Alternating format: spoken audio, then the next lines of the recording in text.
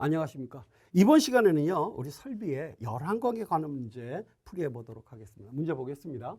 건축물의 에너지 절약 설계 기준에 따른 건축물의 단열을 위한 권장사항으로 옳지 않은 것, 에너지 절약 설계 기준이라고 하는 우리 법의 규정이 있죠.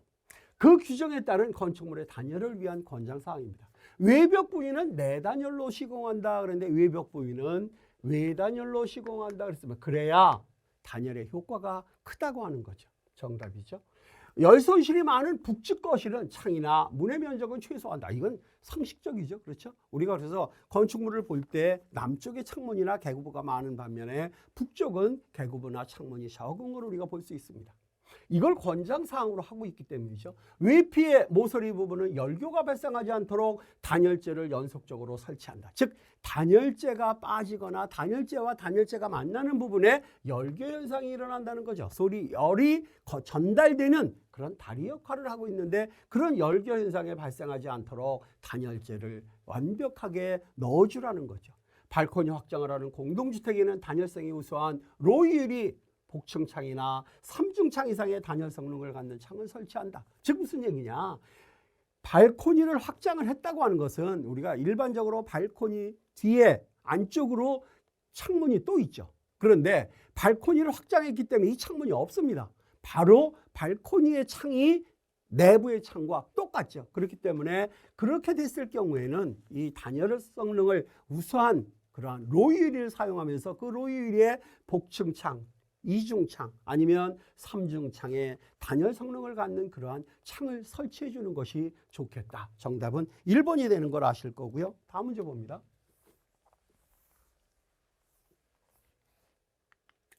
여름철에 실내의 기온이 가장 높은 때는 외기온이 가장 높은 오후 1시경이 아니고 오후 4시에서 5시가 된다. 즉 가장 외기온이 높은 1시경에 실내 기온이 가장 높아야 되는 것이 우리가 일반적인 생각인데 그렇지 못하고 오후 4시나 5시에 오히려 더 외기온에 의해서 내부가 더 뜨거워지더라는 거죠. 실내 온도의 기온이 가장 높아진다는 겁니다. 이와 같은 현상은 벽체를 구성하고 있는 재료의 무슨 성능 때문인가? 충열 성능입니다. 쉽게 표현한다면 열을 축적하고 있다는 겁니다. 그래서 그거를 발산하는 시간이 4시부터 5시라는 거죠. 그렇기 때문에 4시부터 5시가 오히려 기온이 높은 1시경보다도 훨씬 실내 열을 많이 전달하고 있다고 하는 거예요. 단열 성능, 일사 반사 성능, 일사 흡수 성능, 단열 성능이 열을 막아주는 현상이고요. 일사 반사라는 건 햇빛이 들어오는데 그걸 반사하는 성능, 이 햇빛이 들어오는 걸 흡수하는 성능 의미죠. 다음 문제 보겠습니다.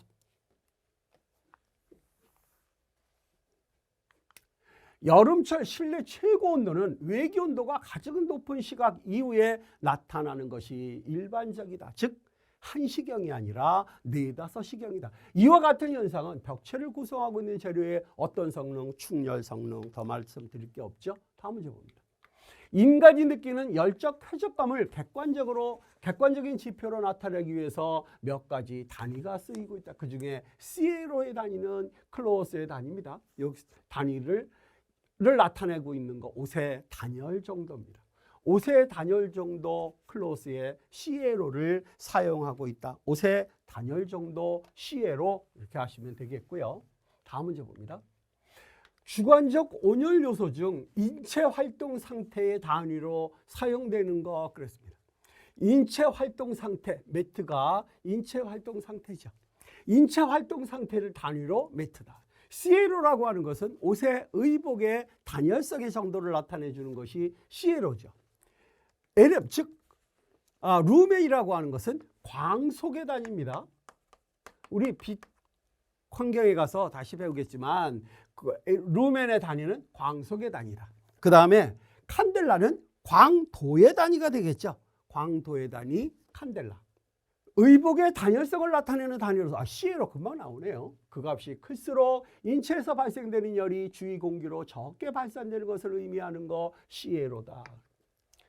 dB는 소위 음압의 레벨 단위 또는 음의 세기 레벨의 단위, 음의 세기 레벨의 단위 또는 음압 레벨의 단위를 우리가 데시벨로 쓰고 있죠. NC는 소음의 허용값, 그리고 MRT라고 하는 것은 평균 방사 온도를 의미하고 있죠. 정답은 1번이죠. 다음 문제 봅니다. 다중이용시설 등의 실내 공기질 관리 법령에 따른 실내 공간의 오염물질에 속하지 않는 것. 많은 내용들을 아마 우리 해설에 넣었을 겁니다. 그것들이 다 실내 공간의 오염물질이라고 하는 것들입니다. 그 중에 우리가 일산화질소, 오존, 라돈, 포르말데히드 그런데 일산화질소, 이산화질소는 들어있는데 일산화질소는 들어있지 않습니다. 그래서 이산화질소는 들어있다. 정답은 3번이 되는 것을 우리가 알 수 있습니다. 다음 문제 봅니다. 자, 이어서 우리 공기 환경에 관한 문제 풀이해 보도록 하겠습니다. 실내의 결로 현상에 관한 설명 중 틀린 거 그랬습니다. 외벽의 열 관리율이 높을수록 심하다. 즉 열이 잘 전달되느냐 아니냐에 따라서 심하냐 아니냐 하는 거. 우리 열교 현상 얘기했고요. 외벽의 열 전도율이 낮을수록 심하다 그랬는데요. 열 전도율이 많이 열을 전달하느냐 아니냐 하는 거죠. 그래서 열 전도율이 높을수록 심합니다. 열 관리율이 높을수록 심하고 열 전도율이 높을수록 심하다. 실내와 실외의 온도차가 클수록 심하다. 상대 습도가 높을수록 심하다 그랬습니다. 자, 이 결로현상이라고 하는 것이 외부와 내부의 온도차에 의해서 외부의 차가운 공기가 내부의 더운 공기와 만나서 내부의 더운 공기가 물방울이 만들어지는 현상, 결로현상이죠. 그래서 정답은 2번이 되는 것을 우리가 알 수 있죠. 열 관리율이 높을수록, 열 전도율이 높을수록 이 결로현상은 심하다. 다음 문제 봅니다. 다음 중 실내의 결로현상이 발생하는 원인과 가장 거리가 먼 것. 실내의 온도차에 의해서. 실내의 완전 건조입니다. 실내가 완전히 건조되어 있다. 즉 그러면 습기가 없다는 거죠. 습기가 없다고 하는 것은 외기온과 내기온의 차이가 있다고 한들 거기에서 만나서 물방울을 만들어낼 수 있는 습기가 없습니다. 그러니까 발생 원인과 무관하다. 오히려 이 방법이라고 하는 것은 결로현상을 방지할 수 있는 것이다. 결로현상을 방지하는 방법은 3가지입니다. 단열, 난방, 환기. 단열을 잘하고 난방을 잘하고 그 다음에 환기를 잘하면 절대로 이 환기라고 하는 것이 바로 습기 제거죠. 그러면 결로현상이 일어나지 않는다. 자, 구조체의 열적인 성질, 생활 습관에 의한 환기 부족, 환기가 부족하다고 하는 그만큼 실내의 상대 습도가 높다는 것. 상대 습도가 높다고 하는 것은 물이 결로가 생길 그러한 습기들을 많이 가지고 있다. 구조제의 열적 특성이라고 해서 단열에 대한 의미를 우리가 볼 수가 있겠죠. 정답은 2번이 되겠고요. 다음 문제 봅니다.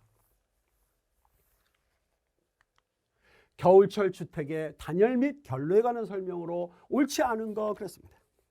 단층 유리보다 복층 유리의 사용이 단열에 유리하다. 그렇죠. 그래서 우리가 복층 유리를 사용하고 있는 걸 아마 아실 겁니다. 벽체 내부로 수증기 침입을 억제할 경우 내부 결로 방지에 효과적이다. 즉 벽체 내부에 수증기가 들어가지 않으면 내부 결로 안 일어난다는 얘기죠. 단열이 잘 된 벽체에서는 내부 결로는 발생하지 않으나 그랬습니다. 근데 단열이 아무리 잘 됐다고 하더라도 그 속에 소위 말하는 수증기가 들어가 있다고, 수증기가 들어간다고 한다면 이때는 내부 결로가 발생한다는 거죠. 단 표면 결로는 발생하기 어렵다. 표면 결로는 안 생긴다고 우리가 단정할 수 있다. 그래서 이 결로를 막기 위해서 우리가 단열, 난방, 환기라고 하는 이 3가지 요소를 항상 중점적으로 체크하는 이유가 여기에 있습니다. 틀린 내용은 3번이 되겠죠. 실내 측 벽 표면 온도가 실내 공기의 노점 온도보다 높은 경우 표면 결로는 발생하지 않는다. 그래서 뭡니까? 실내 공기의 노점 온도보다 높게 표면 온도를 만들으니까 난방을 하니까 표면 결로는 발생하지 않는다는 거죠. 그래서 난방, 단열, 환기의 이 3가지에 의해서 우리가 소위 얘기하는 결로를 방지할 수 있다고 하는 것입니다. 다음 문제 보죠. 건축물의 에너지 절약을 위한 기계 부문의 권장사항으로 옳지 않은 거 그랬습니다. 냉방기기는 전력 피크 부하를 줄일 수 있도록 한다. 그렇죠. 난방순환 펌프는 가능한 한 한 대 대수 제어, 가능한 한 대수 제어 또는 가변석 제어의 방식을 채택하는 것이 좋겠다. 폐열 회수를 위한 열 회수 설비를 설치할 때는 중간기에 대비한 바이패스 설비를 설치한다. 위생 설비 급탕용 저탕조의 설계 온도는 65도 이하로 하고 필요한 경우에는 부스터 히터 등을 써서 온도를 상승시킨다 그랬는데 65도가 아니고요. 55도입니다. 이거는 말하자면 법에 나와 있는 내용입니다. 거기서 에너지 절약 설계를 위한 건축물의 에너지 절약 설계 기준에 들어있는 규정입니다. 정답은 4번이 정답이 되고요. 다음 문제 봅니다. 겨울철 실내 유리창 표면에 발생하기 쉬운 결로를 방지할 수 있는 방법이 아닌 거 그랬습니다. 자, 표면 결로죠. 표면 결로를 방지할 수 있는 방법 세 가지라고 그랬습니다. 단열, 난방, 환기입니다. 실내에 발생하는 가습량을 억제한다? 그렇죠? 실내 공기의 움직임을 억제한다. 환기를 못 시키게 한다는 거니까 이거는 결로가 발생이 되겠죠. 이중 유리로 유리창의 단열 성능을 높인다. 단열, 가습량을 억제한다. 환기, 그리고 난방기기를 이용해서 유리창의 표면도를 높인다. 난방, 단열, 환기가 바로 우리 이 결로를 막을 수 있는 가장 좋은 방법이라고 하는 것을 우리가 알고 있죠. 다음 문제 봅니다. 겨울철 주택의 단열, 보온, 방로에 관한 설명 중 옳지 않은 거 그랬습니다. 벽체의 열 전달 저항은 근처의 풍속이 클수록 작게 한다. 자, 벽체에서 열을 전달하는데 그것을 막아주는 저항은 근처의 풍속이 클수록 오히려 작게 해주는 것이 좋겠다. 단열재가 결로 등에 의해 습기를 함유하면 그 열 관리율은 크게 돼. 여러분 한번 이 단독주택, 특히 단독주택을 짓고 나서 이 위에 있는 소위 말하는 단열재가 밑으로 내려오는 경우들이 있습니다. 습기를 먹으면 무게가 있기 때문에 밑으로 내려오죠. 그러면 위에가 공간이 떠서 여기 단열 효과도 하나도 없고요. 그리고 설령 거기에 단열재가 있다고 하더라도 단열재가 습기를 함유해버리면 열 관류 저항은 아주 작아집니다. 즉 무슨 얘기냐? 열을 잘 전달한다는 겁니다. 열을 잘 전달한다고 하는 것은 외부의 차가운 공기, 더운 공기가 안으로 들어온다고 하니까 소위 말하는 냉난방의 효과가 그만큼 없어진다는 거죠. 외벽 모서리 부분은 다른 부분에 비해 손실 영향이 크고 그 실내 측은 결로되기 쉽다. 아까 열교 현상에 대한 얘기했습니다. 주택의 열 손실을 저감하기 위해서는 벽체 등의 단열성을 높일 것뿐만 아니라 틈새 바람에 의한 대책도 필요하다. 이 틈새 바람, 나중에 우리가 뒤에서 설비 부분을 배우면서 공기조화 설비의 부하 설비라고 하는 부분이 들어가는데 그 부하에 대한 얘기할 적에 아마 이 틈새 바람에 의한 부하가 굉장히 크다고 하는 것을 우리가 알 수 있습니다. 정답은 2번이 되고요. 다음 문제 봅니다. 표면 결로의 방지 대책으로 옳지 않은 거 그랬습니다. 실내에 발생하는 수증기를 억제한다. 그렇죠? 절대 습도를 상승시킨다 그랬는데 환기에 의해서 절대 습도를 낮춰줘야 되겠죠. 절대 습도를 상승이 아니라 하강시킨다 또는 낮춘다 하는 거죠. 단열 강화에 의해 실내 측 표면의 온도를 상승시킨다. 난방에 의해 직접 가열에 의해 실내 측 표면 온도를 상승한다. 단열 강화나 그 다음에 난방이나 하는 것을 인해서 실내 측의 표면 온도를 높여준다고 하는 것은 물방울이 맺힐 수 있는 그러한 조건을 없애준다고 하는 것을 우리가 알 수가 있죠. 다음 문제 봅니다. 다음 문제는 우리 빛환경에 관한 문제입니다. 다음은 어떤 수조면의 일사량을 나타낸 것이다. 그 값이 가장 큰 것, 그러면 전일사량, 확산일사량, 천공일사량, 반사일사량. 이 중에 가장 큰 것, 말 그대로 전일사량이 되겠죠. 전일사량입니다. 그 전일사량이라고 하는 것은 직단일사, 일사가 바로 오는 것과 그 다음에 일사가 오면서 뭐에 부딪혀서 다른 물질에 부딪혀서 확산된다든지 또는 어디를 통과해서 들어오는 이러한 일사량, 즉 확산일사량 또는 천공일사량. 전일사량이라고 하는 것은 직단일사량에다가 더하기 확산이나 천공일사량을 합한 것을 우리가 전일사량이라고 합니다. 그래서 일사량을 나타낸 것으로 그 값이 가장 큰 것은 전일사량이 됨을 우리가 알 수가 있겠죠. 전일사량은 직단일사량 거기다가 확산이나 천공일사량을 합한 것이 전일사량이다. 그래서 다음 문제 봅니다. 다음 중 빛과 관련된 용어가 아닌 거. 데시벨, 이게 음의 단위죠. 압의 레벨의 단위, 음의 세기 레벨의 단위가 바로 dB, 데시벨입니다. 연색성이라고 하는 것은 아마 여러분들이 불빛에서 옷의 색을 보면, 특히 검정과 곤색을 볼 때 구분이 잘 안 되는 경우 있습니다. 그래서 그런 조명등 밑에서 우리 색을 제대로 잘 알아보지 못하는, 알아볼 수가 없는 그런 상태를 우리가 연색성이라. 휘도라고 하는 것은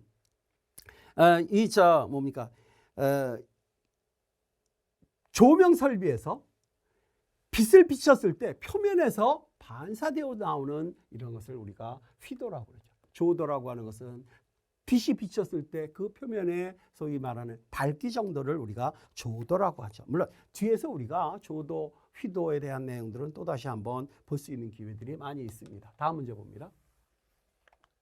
조명 단위에 대한 조합 중 틀린 것, 그렇습니다. 루멘, 광속의 단위. 그 다음 조도의 단위, 룩스. 휘도의 단위, SB라고 표현돼요. 광도의 단위는 칸델라파 제곱미터, 광도의 단위는 우리가 주로 사용하고 있는 것이 칸델라죠. 광도의 단위는 칸델라입니다. 그리고 이것의 제곱미터당 이 칸델라의 단위 우리가 휘도로 나타내고 있죠. 칸델라파 제곱미터는 휘도의 단위입니다. 휘도의 단위 칸델라파 제곱미터, 광도의 단위 칸델라, 광속의 단위 루멘이죠. 정답은 틀린 것이 4번이 되겠죠. 다음 문제 봅니다.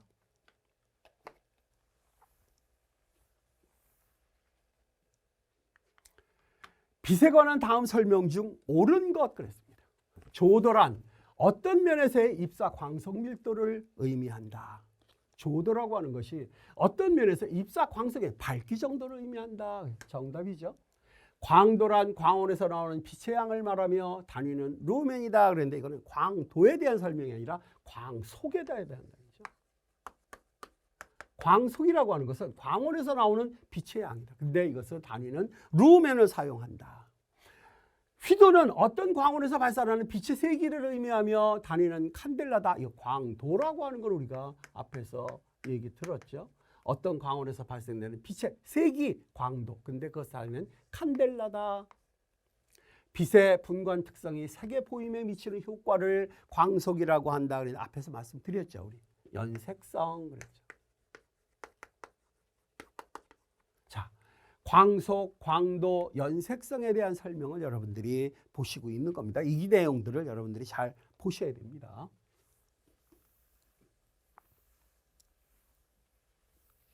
다음 문제 보죠. 다음에 일사조절에 대한 설명 중 옳지 않은 거, 그렇습니다. 일사에 의한 건물의 수열은 방위에 따라 상당한 차이가 있다. 그렇죠? 동서남북 방향에 열을 받는 것은 차이가 굉장히 크죠. 추녀와 차양은 창면에서 일사조절 방법으로 사용된다. 우리 처마를 많이 내밀으면 빛을 막아줄 수 있는 그러한 경우, 즉 여름철에, 겨울철에는 워낙 태양의 고도가 낮기 때문에 깊이 들어올 수 있죠. 그래서 추녀와 차양은 창면에서 일사조절 방법으로 사용이 됩니다. 블라인드 루버, 롤 스크린은 계절이나 시간, 실내 사용 상황에 따라 일사를 조절할 수 있다. 그렇죠? 블라인드로, 루버로, 그 다음에 롤 스크린으로 인해서 햇빛을 차단하거나 햇빛을 통과시키게 하는 것을 얼마든지 조절합니다. 일사 조절의 목적은 일사에 의한 건물의 수율이나 흡열을 작게 해서 동계의 실내 기후의 악화를 방지한다. 그랬는데요. 일사 조절의 목적은 여름에는 빛을 막아주고 겨울에는 빛을 받아들여야 되죠. 그래서 뭐 수열이나 흡열 이런 것들을 크게 할 거냐 작게 할 거냐가 아니라 여름철이냐 겨울철이냐에 따라서 수열과 흡열을 크게 할 거냐 작게 할 거냐는 계절에 따라 달라지는 거죠. 그래서 동계 실내 기후의 악화를 방지한다 뿐만이 아니라 여름철에도 그런 기후의 악화를 방지하는 것이 바로 소위 얘기하는 일사조절이다 하는 거죠. 자, 다음에는요, 우리 음환경에 대한 문제 풀이해 보도록 하겠습니다. 문제 보겠습니다. 용어와 단위를 짝지은 것 중 틀린 것, 그렇습니다.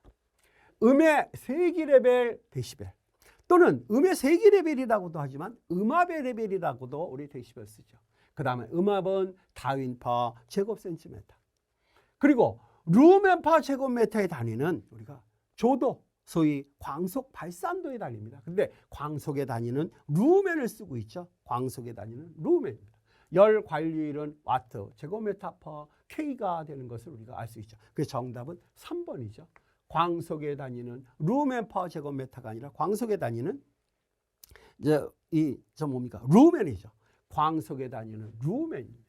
그리고 루멘 퍼 제곱미터는 조도나 광속 발산도의 단위가 됨을 알 수가 있죠. 정답은 3번이고요. 다음 문제 봅니다. 음의 세기가 10-9승 와트 파 제곱미터일 때 음의 세기 레벨은 몇 데시벨인가 그랬습니다. 단 기준음은 10-12승 와트 파 제곱미터다 그랬습니다.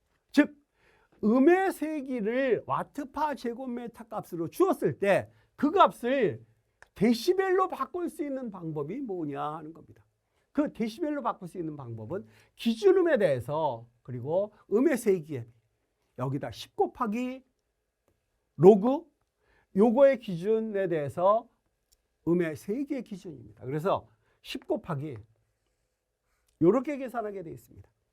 10 곱하기 로그 W1분의 W 즉 기준음에 대해서 그 음이 가지고 있는 앞 그대로 계산했죠. 10로그 10-12승분의 10-3승 그러니까 10의 3승이죠. 그래서 30데시벨이 정답이 되겠죠.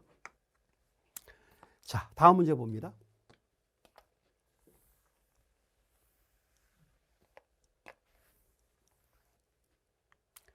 음의 대소를 나타내는 감각량을 음의 크기라고 하는데 음의 크기의 단위는 그렇죠. 음의 대소를 감각량 나타내는 감각량을 음의 크기를 이 음의 크기 단위 즉 음의 대소를 나타내는 감각량 이걸 우리가 뭐라 하면 소온이라고 합니다. SON이 뭐 데시벨, 칸델라, 헬츠 이거는 뭐 음에 대한 것이고요. 칸델라 같은 경우는 빛 조명에 나오는 것이고요. 이건 음안경에 나오는 소온이다. 그런데 이거는 음의 대소를 감각량으로다가 표현을 한다. 그것을 음의 크기로 보고 있는 것 소온이다. 다음 문제 봅니다. 다음은 실내 음향에 대한 설명 중 옳지 않은 것 그랬습니다. 음의 명확성을 위해서는 초기 음 에너지 비율이 높아야 한다. 즉 소리를 잘 듣게 하기 위해서는 초기 음 에너지가 좀 높아야 되겠다고 하는 거죠. 음의 잔향 시간은 실의 전체 흡음력에 비례하고 실의 용적에 반비례한다 그랬는데 흡음력이라고 하는 소리를 빨아들이는 거죠. 그러니까 음의 이 잔향 시간을 크게 해주려면 빨아들이는 것을 줄여줘야 되죠. 그러니까 전체 흡음력에 반비례하는 거죠. 반비례하고 실의 용적에 어떻게 됩니까? 비례하죠. 실의 용적이 크다고 하는 것은 소리를 웅장하게 있어요. 우리 기타 통이 크면 그만큼 울림 시간이 긴데 바로 잔향 시간이 길다는 거죠. 정답은 2번이고요.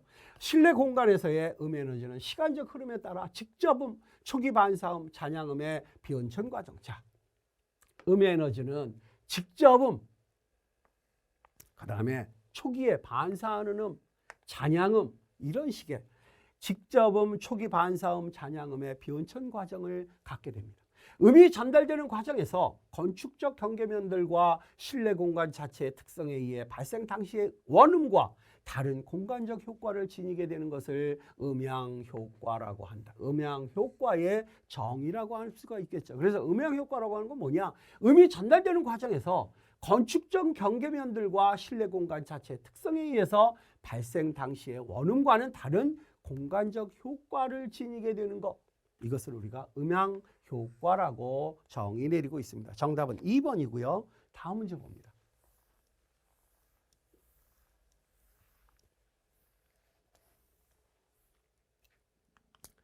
건축 흡음 구조 및 재료에 대한 설명 중 옳은 것 그랬습니다. 다공질 흡음 재료는 중주파수에서의 흡음률은 크지만 고주파수에서의 흡음성은 급격히 저한다 그랬는데요. 저주파수가 아니라 중고주파수입니다. 중주파수나 고주파수에서는 흡음률이 굉장히 큽니다. 그런데 저주파수에서는 흡음률이 급격히 떨어진다고 하는 것이 다공질 흡음재의 특성입니다. 즉 흡음재가 공간을 많이 뚫어져 있는 그러한 다공질 흡음재들. 이 다공질 흡음재는 중주파수나 고주파수에서 흡음률은 굉장히 크다. 그런데 저주파수가 되면 흡음성이 아주 떨어지는 단점을 가지고 있습니다. 다공질 재료의 표면이 다른 재료에 비해 피복되어 통기성이 저하되면 저중저파수의 흡음률이 상승한다 그랬는데 오히려 감소한다, 하강한다, 줄어든다 뭐 이죠. 단일 공동 공명기는 전 주파수 영역에서의 흡음률이 동일하다 그랬는데요. 이 단일 공동 공명기는 전 주파수 영역 범위에서 흡음률이 굉장히 큰 이러한 성질을 가지고 있다. 최대다. 판진동형의 흡음 구조의 흡음파는 기밀하게 접합하는 것보다 못으로 고정하는 것이 흡음률이 커진다. 왜냐하면 이거는 판진동입니다. 움직임에 의해서 이것을 흡음을 하기 때문에 고정을 하는 것보다는 못 같은 거로 해서 어느 정도 이동을 움직임을 할 수 있게끔 하는 것이 흡음률이 커진답니다. 그래서 정답은 4번이 되겠죠. 자, 그러면 판진동형의 흡음이라고 하는 것은 우리가 완전히 고정하는 것보다는 어느 정도 소위 말하면 흔들림에 저항할 수 있는 정도면 되겠다고 하는 거예요. 다음 문제 봅니다. 흡음 및 차음에 관한 설명으로 옳지 않은 것 그렇습니다. 벽의 차음 성능은 투과 손실이 클수록 높다. 자, 차음 성능은 투과 손실이 클수록 높다. 뭐 이건 여러분들이 암기해 두셔야죠. 차음 성능이 높은 재료는 대부분 흡음 성능도 높다 그러는데 차음 재료와 흡음 재료를 비교하면 차음 재료는 딱딱한 재료입니다. 말하자면 비중이 큰 재료입니다. 그리고 흡음 재료는 비중이 작은 재료입니다. 그래서 이 차음 성능이 높은 재료라고 해서 흡음 성능이 높다? 있을 수 없다는 거죠.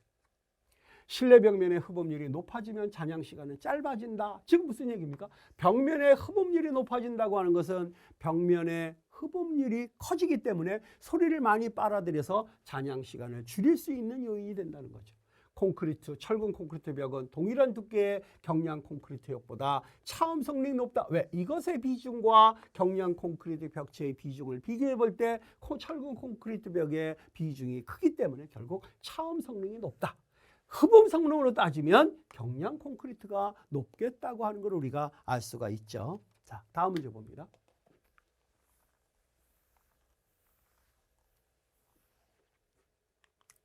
역시 흡음제에 관한 설명 중 옳은 것 그랬습니다. 자, 판진동 흡음제의 흡음파는 못으로 고정하는 것보다 기밀하게 접착하는 것이 판진동하기가 쉬우므로 흡음률이 커진다. 틀렸다는 거 금방 아시죠? 못을 고정하는 것보다 그 다음에 기밀하게 접착하는 것이 오히려 더 흡음률을 떨어뜨린다는 거죠. 커진다가 아니라 작아진다.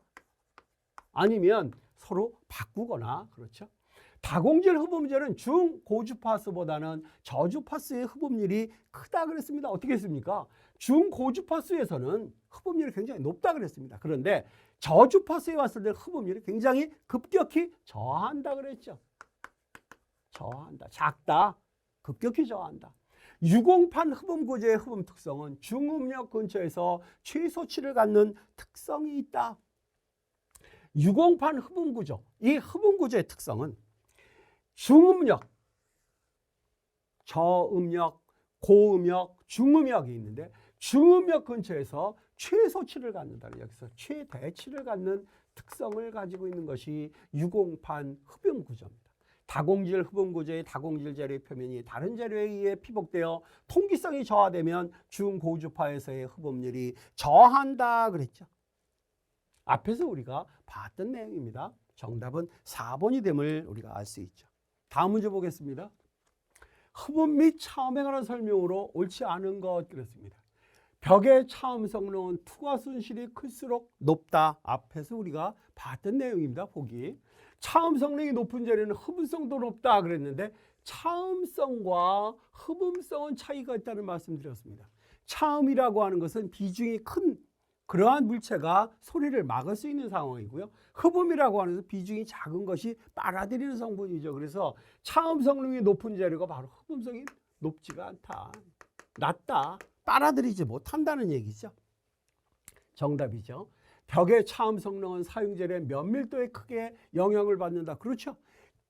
밀도가 높으냐 아니냐 그 자체가 굉장한 비중을 크냐 아니냐에 따라서 차이가 있다는 거예요. 벽의 차음 성능은 동일젤에서도 두께와 시공법에 따라 다르다 그랬습니다. 그렇죠?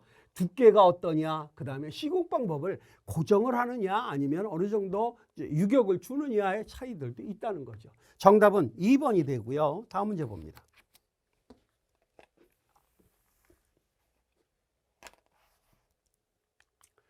실내 환경의 잔향 시간에 대한 설명 중 옳은 것 그랬습니다. 실내 잔향 시간에 대해서 잔향 시간은 음향 청취를 목적으로 하는 공간이 음성 전달을 목적으로 하는 공간보다 짧아야 한다 그랬습니다. 자, 잔향 시간이 음향 청취, 말하자면 음악을 듣는다든지 하는 목적, 그것이 음성 강연을 듣는다든지 할 때에 이런 공간과 이런 공간은, 즉 음향 청취를 목적으로 하는 공간이 음성 전달을 목적으로 하는 공간보다 짧아야 한다가 아니라 이거는 길어야 한다가 되겠죠.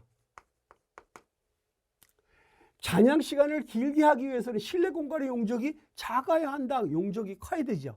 즉 잔향 시간이라고 하는 것은 실내의 벽의 흡음률에 반비례하고 그 다음에 용적에 비례한다 그랬습니다. 그러니까 용적이 작아야가 아니라 커야 되겠죠.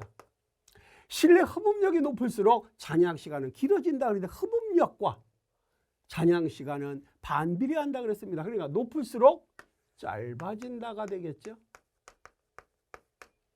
영화관은 음향 설비가 주가 되므로 잔향 시간이 짧을수록 좋다 그랬는데 지금 이 전기적인 음향 설비가 주가 될 경우에 잔향 시간이 짧은 것이 좋다. 정답은 4번이 될 겁니다. 자, 다음 문제 보죠.